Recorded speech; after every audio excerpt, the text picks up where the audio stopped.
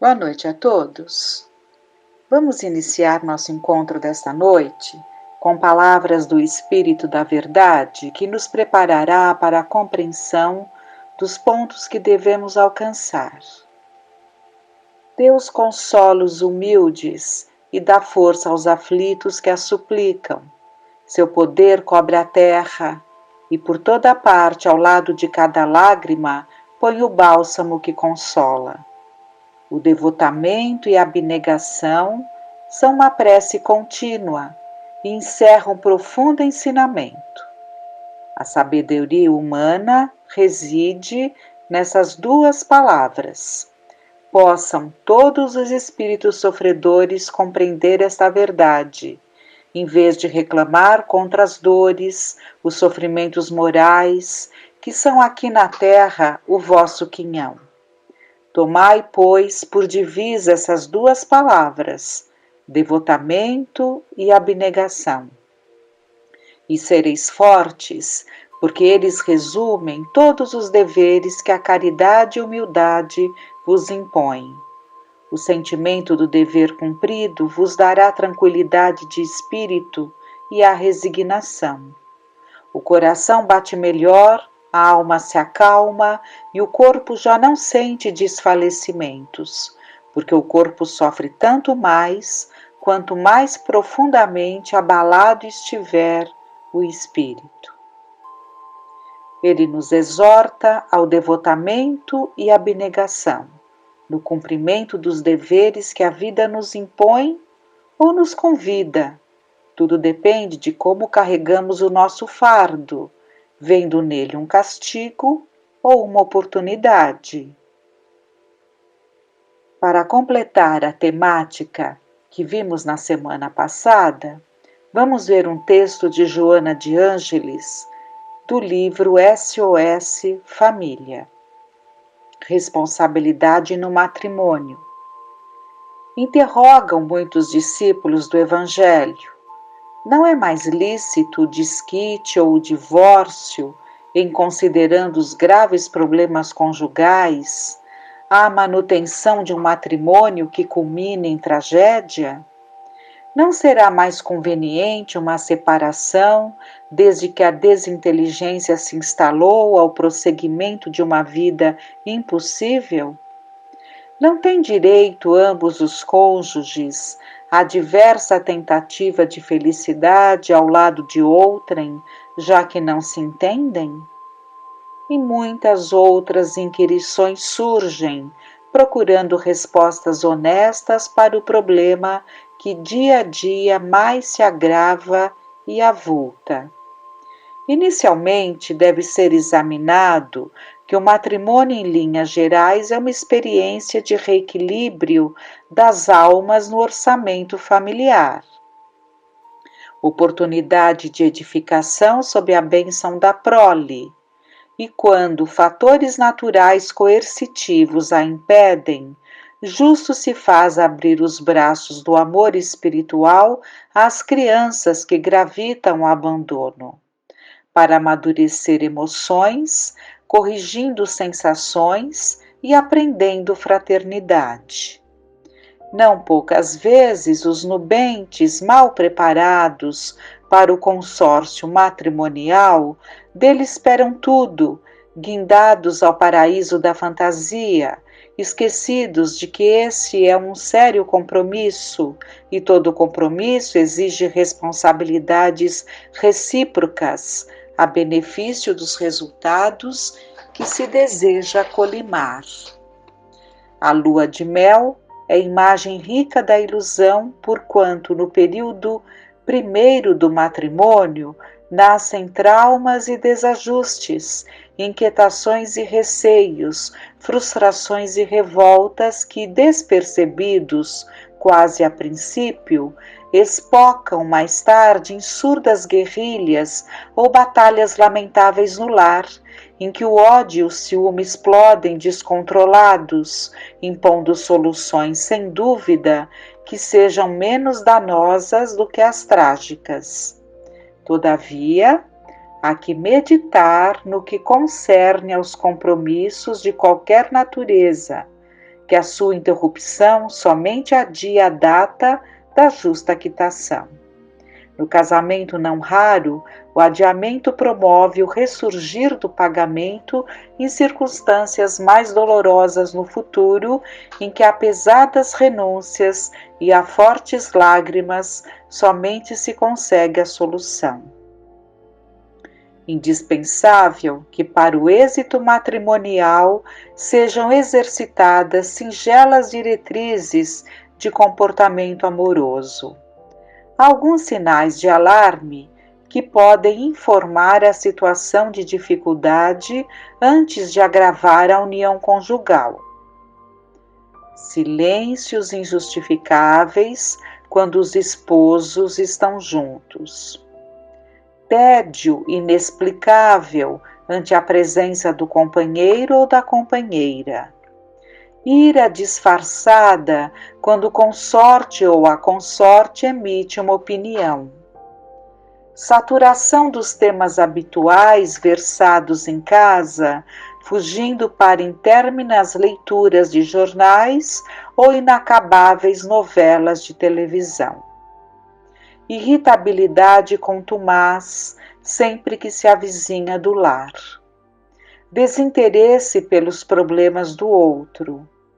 Falta de intercâmbio de opiniões. Atritos contínuos que ateiam fagulhas de irascibilidade capazes de provocar incêndios em forma de agressão desta ou daquela maneira. E muitos outros mais. Antes que as dificuldades abram distâncias e os espinhos da incompreensão produzam feridas, justo que se assumam atitudes de lealdade, fazendo um exame das ocorrências e tomando-se providências para sanar os males em pauta.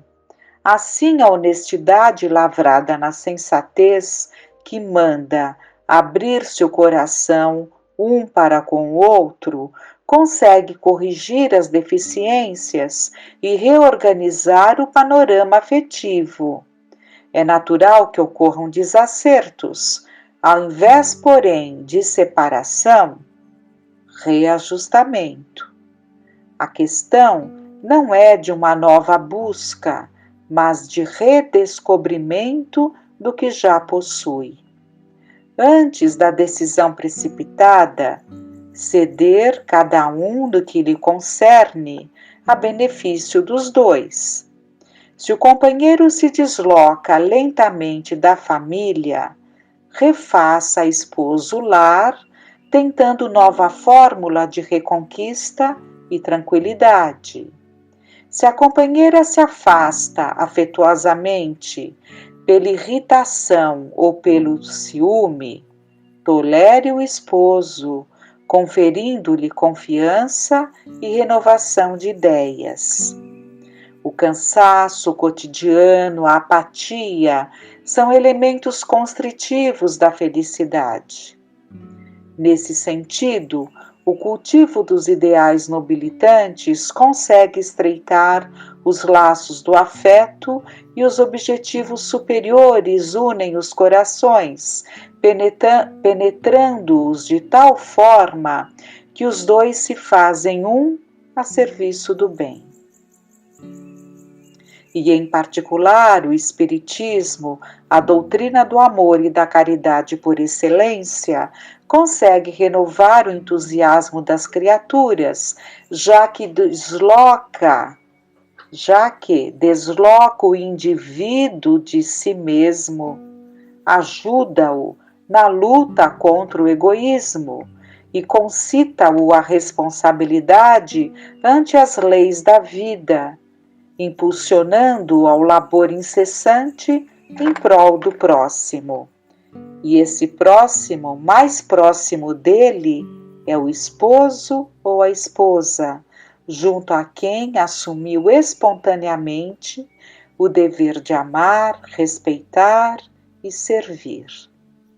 Assim considerando, o Espiritismo, mediante o seu programa de ideal cristão, é senda redentora para os desajustados e ponte de união para os cônjuges em árduas lutas, mas que não encontraram a paz. Joana de Ângeles. Há um ponto que não podemos deixar de considerar. Sabemos que o espírito interessado em prejudicar, ele estuda as fragilidades daquele que quer atingir. Assim, ele busca recursos para potencializar as necessidades daquele que se deixa arrastar por um vício. E por que não tentar desestruturar a harmonia de um casal, de uma vida em família? Sabemos que só podem atingir se encontrarem receptividade, abertura para tal influência nociva. Daí a importância de conhecermos a nossa natureza, os traços da nossa personalidade. Se somos pessoas que costumamos nos entediar de tudo, de pessoas, achando trabalhoso manter uma amizade, raramente terminando o que começamos, provavelmente a vida a dois, em família, nos entediará. Onde está então o problema? São esses os pontos que temos que observar.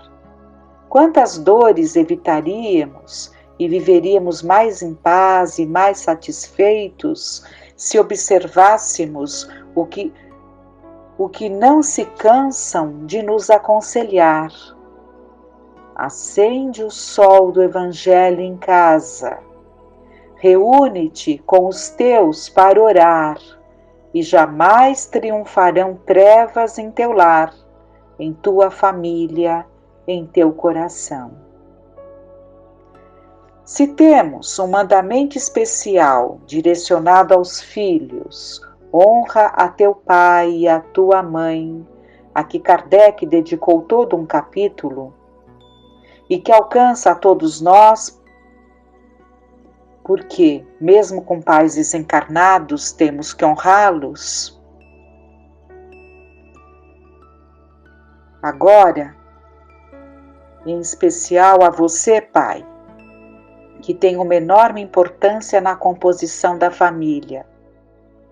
Quando Kardec pergunta aos espíritos qual a missão do espírito protetor, eles respondem: a de um pai para com os filhos, conduzir o seu protegido pelo bom caminho, ajudá-lo com seus conselhos, consolá-lo nas suas aflições, sustentar sua coragem nas provas da vida.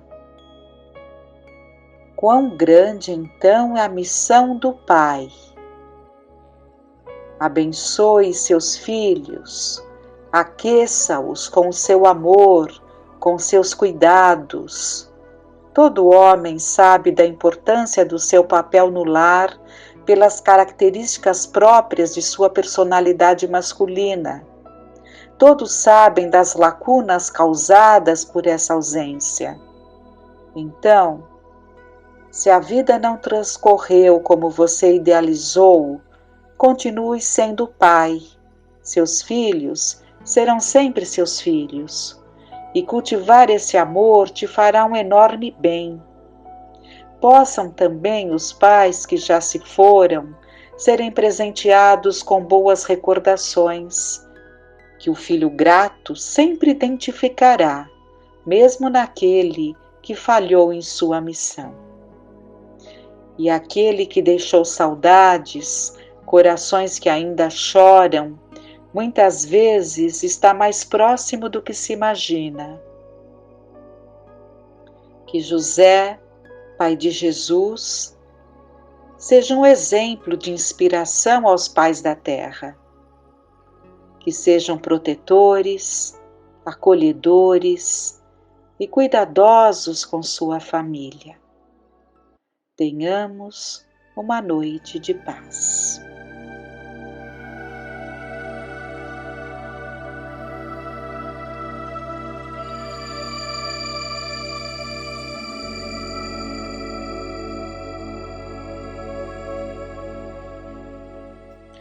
Uma boa noite a todos. Hoje nós vamos finalizar os comentários a respeito de alguns pontos do livro Sinal Verde, que vale lembrar é um livro bastante interessante, que são mensagens de André Luiz, através ali da psicografia de Chico Xavier. Ele fala sobre os antagonistas. O adversário em que você julga encontrar um modelo de perversidade, talvez seja apenas um doente necessitado de compreensão. E de fato, quantas vezes nós podemos ali ter os ditos adversários, os ditos inimigos, que falamos como alguém é capaz de tomar uma atitude dessa magnitude, como alguém pode fazer isso, mas muitas vezes atrás ali daquele que nós tanto condenamos, há muito mais ali uma pessoa doente, né, que tem ali muitas frustrações, que teve ali um passado bastante difícil que nós desconhecemos. Enfim, talvez seja muito mais alguém necessitado de compreensão do que propriamente ali da nossa acusação, do nosso revide. E às vezes as pessoas ali que são agressivas, mas que podem ser ali profundamente inseguras, profundamente frustradas com a vida, com a profissão, ou consigo mesmo, e que ali é uma maneira que elas encontram de se sentirem respeitadas é sendo agressivas, mas ali quantas vezes são pessoas, como é dito aqui, muito mais doentes do que propriamente perversas. Ele diz também: respeitemos os inimigos, porque é possível seja ele portador de verdades que ainda desconhecemos, até mesmo em relação a nós. Então vejam que o dito inimigo ele pode ser portador de verdades em relação a nós que desconhecemos, na medida em que podem nos falar coisas que um amigo jamais falaria. Às vezes um amigo nos poupa porque nos quer bem, porque não quer nos magoar, mas o inimigo ali ele pode falar coisas que podem ali dizer muito a respeito da nossa própria conduta e nos ajudar a crescer. Por isso que ele diz então para que respeitemos no sentido de ouvir, de não revidar ali com agressividade aquilo que chega de uma pessoa que consideramos um inimigo. Ele nos fala ainda: quanto mais avança a ciência médica, mais compreende que o ódio em forma de vingança, condenação, ressentimento, inveja ou hostilidade está na raiz de numerosas doenças e que o único remédio eficaz contra semelhantes calamidades da alma é o específico do perdão no veículo do amor. E de fato, lidando com médicos com um pouco mais de intensidade, nós ouvimos ali quantos e quantos pacientes que procuram os consultórios, que procuram as clínicas, quantos pacientes doentes, mas cuja origem está o quê? Como ele diz aqui, em ressentimentos, em ódio, em amargura, em tristeza que é acalentada, na inveja, na hostilidade, que isso vai danificando ali, repercutindo nos tecidos físicos, nas células físicas. E, enfim, o quanto temos ouvido a respeito do ódio, que o ódio ele é um corrosivo ali para a alma, ele vai minando ali a naturalidade da vida, a alegria, e nós muitas vezes até acalentamos esse sentimento de ódio, acreditando que aquilo de alguma maneira vai nos fazer bem, mas esquecidos ali do efeito altamente nocivo que ele tem para a nossa saúde física, a nossa saúde mental e a nossa saúde espiritual também. Portanto, muito cuidado, para que não alimentemos, por mais que a vida ali nos traga situações difíceis, em que nos sentimos ofendidos, nos sentimos magoados, mas pedindo muito a Deus ali que nos ajude para que gradativamente esses sentimentos eles sejam diluídos ali com o tempo, com a prece, com o trabalho, para que nós não alimentemos esses corrosivos ali da alma. Ele fala sobre os obstáculos. Diante dos obstáculos, fazer o melhor e seguir à frente. Essa é uma frase tão simples, no entanto é importante, fazer o nosso melhor, ou seja, aconteça o que acontecer externamente, continuemos ali diante das dificuldades fazendo aquilo que melhor a gente pode. Porque se nós fazemos o nosso melhor, aí sim nós podemos falar: agora eu coloco nas mãos de Deus porque eu estou fazendo ali a minha parte, e seguir em frente, né? Ou seja, não ficarmos presos ao passado, àquilo que foi dito, àquilo que já aconteceu. Podemos até pensar em alguém que dirige, né? Que é claro que muitas vezes nós precisamos olhar no retrovisor para entendermos ali quais as melhores atitudes, como que está o trânsito. Mas alguém que olha excessivamente para o retrovisor corre um sério risco de bater o carro e não caminha. Por isso é que é muito importante ali fazer o nosso melhor quando as dificuldades surgem, né, ainda que com lutas, mas não pararmos e olhar para frente, né, olhar para frente, olhar para o alto, na certeza ali de que Deus nos acompanha, Deus nos ampara, e o tempo e o trabalho vai recolocando tudo ali nos seus devidos lugares. Ele diz também: sempre desapontamos alguém e sempre alguém nos desaponta. Então ninguém de nós é perfeito. É muito natural que ao longo da vida nós conquistemos ali afeições, temos os nossos amigos, mas também é natural que em muitos momentos a gente possa ali desapontar alguém, né? Porque temos ali, até no desejo de ajudar alguém, nós podemos, de uma maneira errada, às vezes muito invasiva, nós podemos prejudicar até alguém, até desapontar.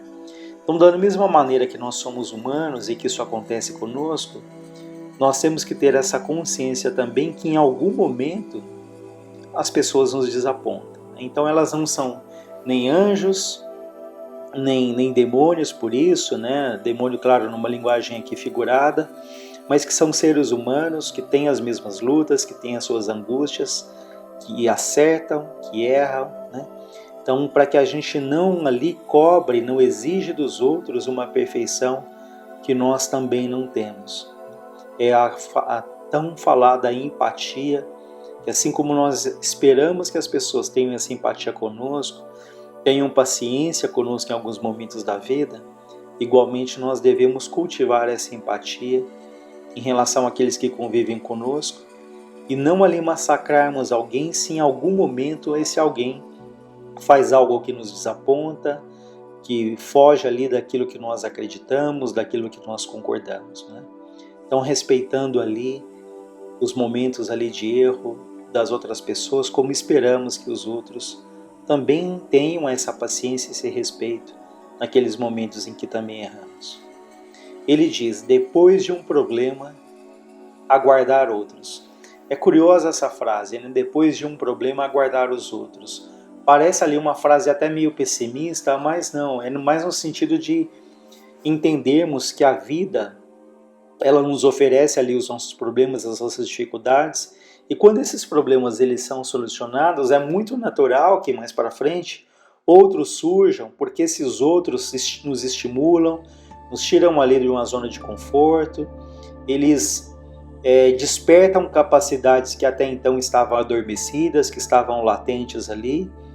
Então é muito natural que depois de um problema outros surjam, reforçando, não no sentido de um pessimismo daquele que só espera problemas, mas daquele que encara os desafios, as lutas, os problemas como fatos que são naturais na vida. E da mesma maneira nós poderíamos pensar numa frase, né? Depois de uma alegria, aguardar outras, né? Então, se depois de um problema aguardar outras, podemos pensar também que depois de uma alegria daqueles momentos em que nós ali agradecemos a Deus, temos momentos de calmaria, de felicidade, também temos essa confiança que outros virão, né, de acordo, claro, com o nosso merecimento, de acordo com a nossa necessidade, mas para todos nós a vida é feita desses ciclos, né, que alguns momentos ali, momentos difíceis, mas também todos nós em alguns momentos teremos os momentos de alegria, em que é muito importante valorizar esses momentos, percebê-los, porque podemos ter ali uma fase boa na vida. No entanto, a gente pode falar: poxa, minha vida está sem graça, não acontece nada de novo. Mas talvez seja aquela calmaria que esperamos tanto tempo, e quando ela chega é hora de usufruir, de descansar, né, de percebermos ali tantas outras, talvez até pequenas situações, mas que devemos ser gratos. Ele diz: o erro ensina o caminho do acerto, assim como o fracasso mostra o caminho da segurança. Vejam, o erro ensina o caminho do acerto e o fracasso mostra o caminho da segurança. É que quando erramos, quando fracassamos, temos ali um problema sério até com a nossa própria autoestima, né? Encaramos na nossa cultura o fracasso, o erro como coisas desastrosas, mas é errando, é fracassando muitas vezes em que aquilo nos leva a repensar, a colocar as coisas nos trilhos, a mudar ali um hábito, uma atitude. Então, diante dos obstáculos, ele nos aconselha, né, que usemos o erro no caminho do acerto, né, que usemos o fracasso para percebermos o caminho ali mais seguro, mais cuidadoso, né, mais com o pé no chão. No outro momento, ele vai nos falar sobre os melindres, né? Dê aos outros a liberdade de pensar, tanto quanto você é livre para pensar como deseja. Vejam, dar aos outros a liberdade de pensar. Então, ainda que aquela ideia, aquele pensamento seja absolutamente contrário àquilo que eu acredito, àquilo que eu acalanto, mas cada um tem a sua liberdade. É assim como há espíritos que estão nesse momento olhando para nós, espíritos mais maduros, mais evoluídos, e que eles têm essa paciência conosco, entendendo que cada um de nós está ali na sua luta, no seu nível de evolução. Então, da mesma maneira, nós temos que dar ali a liberdade para os outros também pensarem. Isso ajudaria demais ali a termos menos conflitos, menos melindres, na medida em que eu poderia pensar, olha, eu posso não concordar, mas eu respeito a opinião do outro, né? Não só porque é uma individualidade que tem ali esse direito, mas porque cada um tem ali os seus valores, o seu passado, cada um tem uma história de vida absolutamente diferente do outro, né? Então essa liberdade do outro pensar, isso nos ajudaria ali a sermos mais tolerantes, a sermos mais solidários no nosso dia a dia. E ele diz sobre isso que cada pessoa vê os problemas da vida em ângulo diferente. É muito um pouco do que a gente falou agora há pouco, né? Essa questão de que cada um tem uma história, cada um tem uma referência, cada um tem os seus valores, né? Cada um tem um passado de existências pregressas, né? Totalmente diferente. Então é muito natural então, que cada um veja ali as coisas de acordo com aquilo que cultivou, aquilo que aprendeu, né? Então isso nos ajuda também a compreender ali que cada ser é único. E ele diz a respeito dos melindres: não cultive ressentimentos. Então esse é um ponto sempre dito, mas extremamente importante, né? Porque podemos ter as nossas mágoas de coisas que já viveram e vamos ressentindo. O que é a palavra ressentir? Ressentir, ou seja, sentir novamente, ficar remoendo. É como simbolicamente nós tivéssemos ali uma caixinha ali em que guardamos as nossas mágoas e todos os dias nós abrimos aquela caixinha e ficamos olhando e pensando: olha o que eu sofri, olha como foi difícil, olha o que fizeram comigo, e não percebemos o mal que fazemos ali guardando esse ressentimento. Por isso é que é muito importante que o nosso passado ele sirva ali de aprendizado, mas que a gente olhe para frente, olhe para o alto e não fique preso àquilo que já aconteceu, até porque tem coisas que nós nos ressentimos e que nos sentimos vítimas, que é muito mais fruto da nossa interpretação do que propriamente ali fruto da verdade, daquilo que de fato aconteceu. Então, cuidado ali com a mágoa, com esses ressentimentos, que, como já foi dito, fazem muito mal ao nosso corpo, à nossa mente e à nossa alma. E finalizando, ele fala sobre as preocupações. Não se aflija por antecipação, porquanto é possível que a vida resolva o seu problema ainda hoje, sem qualquer esforço de sua parte.